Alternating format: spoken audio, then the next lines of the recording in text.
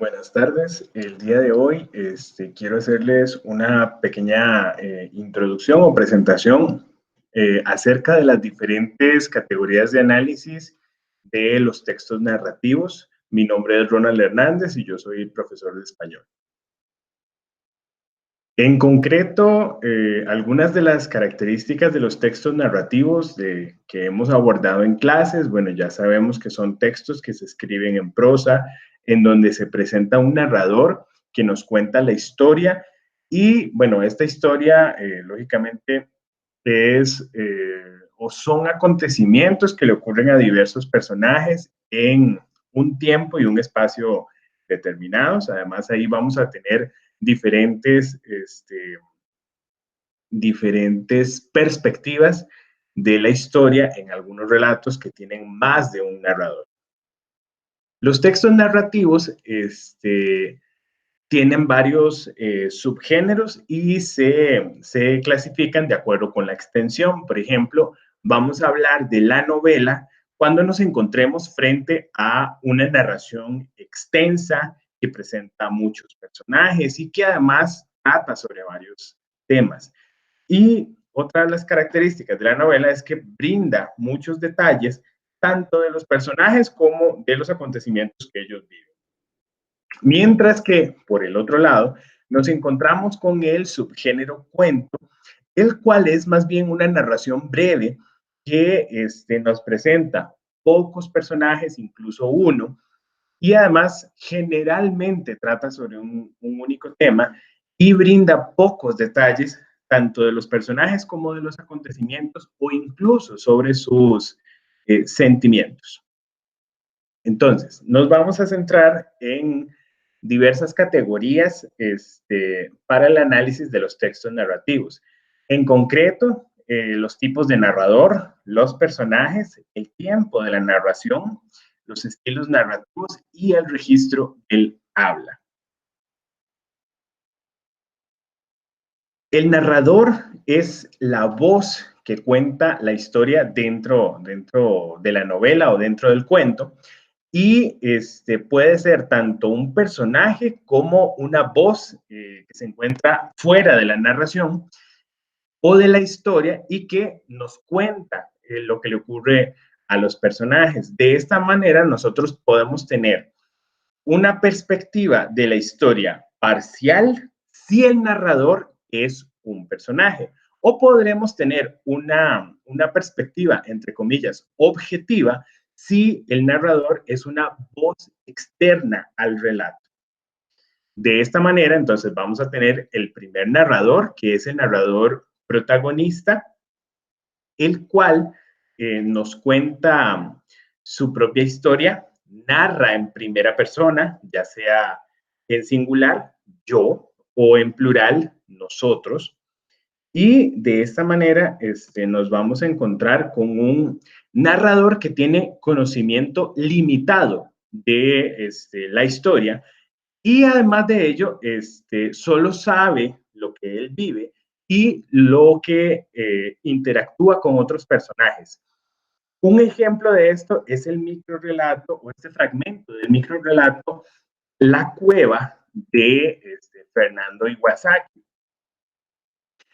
Cuando era niño me encantaba jugar con mis hermanas debajo de las colchas de la cama de mis papás.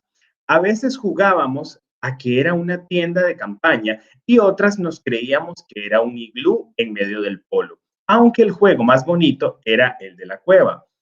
Qué grande era la cama de mis papás. Una vez cogí la linterna de la mesa de noche y le dije a mis hermanas que me iba a explorar el fondo de la cueva.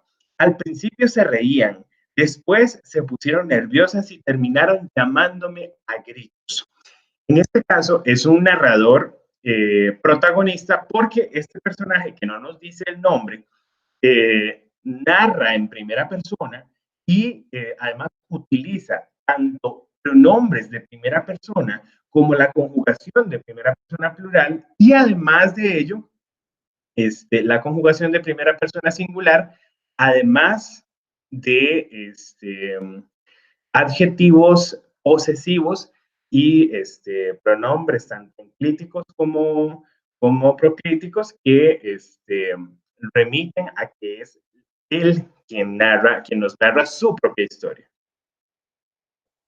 Tenemos por otro lado el narrador testigo, que es una voz narrativa que cuenta lo que recuerda haber visto o escuchado de un suceso. A veces este tipo de narrador puede participar o no en el relato, pero no es el personaje principal. Este narrador también tiene un conocimiento limitado de los acontecimientos porque solo recuerda o solo sabe lo que recuerda haber vivido o haber escuchado.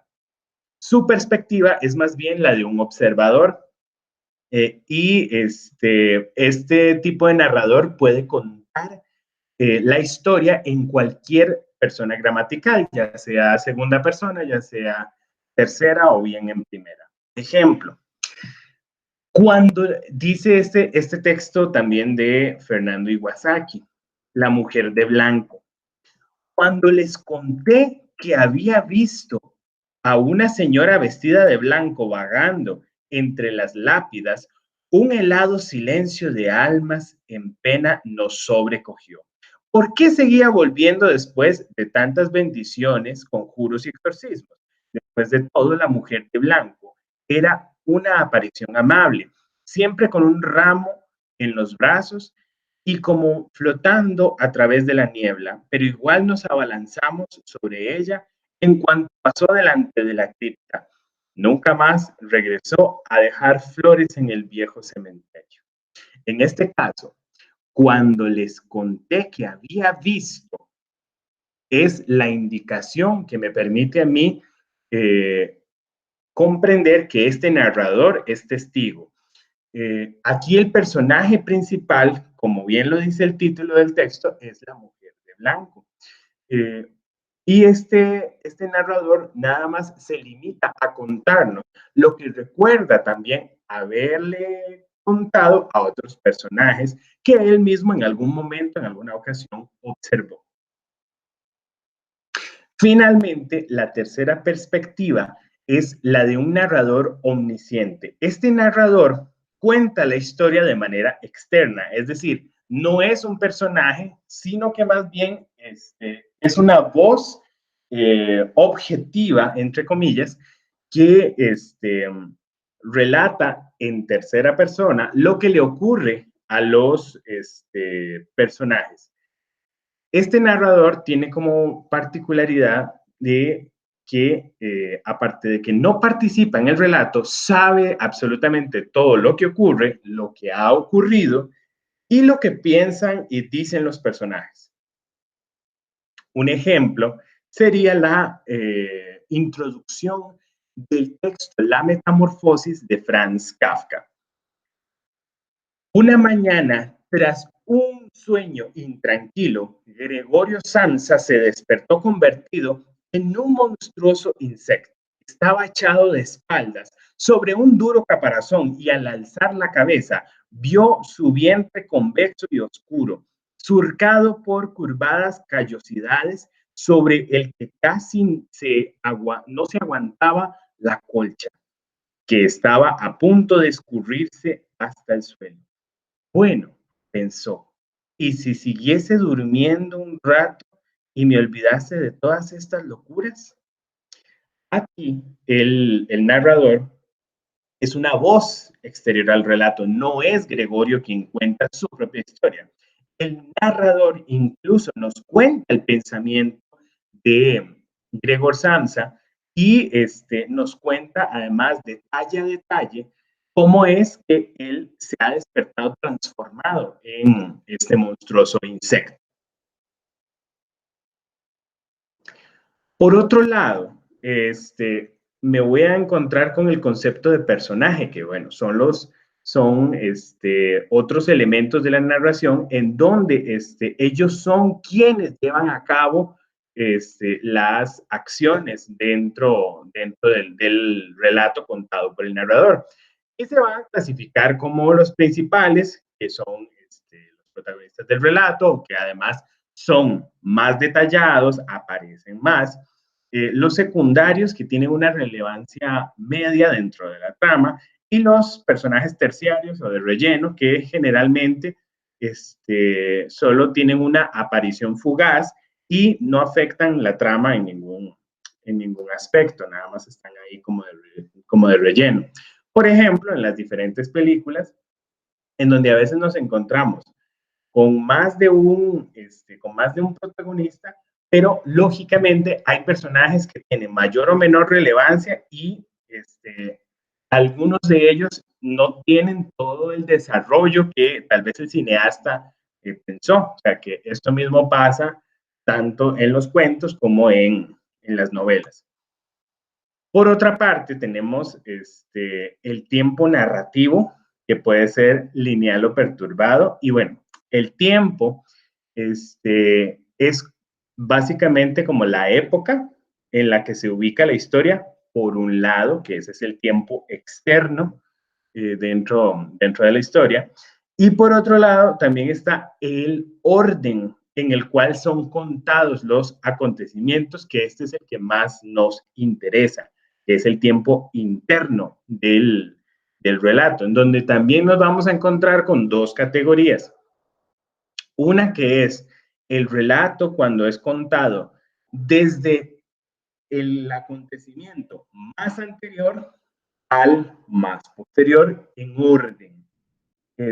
A este tiempo le vamos a llamar lineal o cronológico. Por otro lado está el tiempo perturbado, cuando el relato principal se ve interrumpido por retrocesos o saltos temporales hacia el futuro. Cuando hay retrocesos, cuando hay recuerdos o flashbacks, se le llama analepsis, y cuando hay saltos temporales hacia el futuro, se les llama prolepsis. Por eso, entonces, el tiempo perturbado lo que me muestra a mí son relatos que cuentan los acontecimientos de manera desordenada. Asimismo, tenemos los diferentes estilos narrativos en donde nos encontramos, por ejemplo, el estilo directo y el estilo indirecto, que son modos de contar lo que los personajes dicen dentro del relato. El estilo directo es cuando el narrador cede la palabra a los personajes y la reproduce textualmente. Entonces, ¿cómo yo reconozco el estilo directo? A través de los dos puntos, a través del guión y las comillas que me indican diálogo. Y el estilo indirecto es que el narrador cuenta o resume con sus propias palabras lo que dicen los personajes. Veamos un ejemplo del mismo acontecimiento o del mismo personaje, pero en uno de ellos el narrador cede la palabra y le permite hablar al propio personaje. El entrenador dijo, no sabemos qué nos pasa ni por qué perdemos todos los partidos. Mientras que en el estilo indirecto, el narrador está tomando la palabra y está contándonos con sus propias palabras lo que dijeron los personajes. El entrenador dijo que no sabía qué les pasaba ni por qué perdían todos los partidos. En ambos casos, se nos reproduce de una manera total o parcial el diálogo del entrenador. Cambia la forma en la que la cuenta el narrador principal y en el otro caso cambia la forma en la que habla el personaje. Finalmente, los registros de habla, tanto el culto, el literario, coloquial y léxico, se refieren al modo en que se expresan los narradores, los personajes, en las distintas circunstancias de los acontecimientos del relato. Entonces vamos a tener el registro coloquial cuando se utilizan palabras de uso común y de fácil comprensión, el registro culto cuando se expresan palabras complejas con significados poco comunes, el registro literario cuando dentro del léxico se emplean emplean figuras literarias para expresar cosas de manera poco convencional, y el registro técnico que se refiere a las palabras que remiten a alguna profesión específica, ya sea el discurso científico, el discurso periodístico o el habla de los abogados, entre otros. Entonces, de esta manera vamos a tener diferentes categorías para el análisis de textos narrativos y que aplican para casi todos en particular. Muchas gracias por su atención.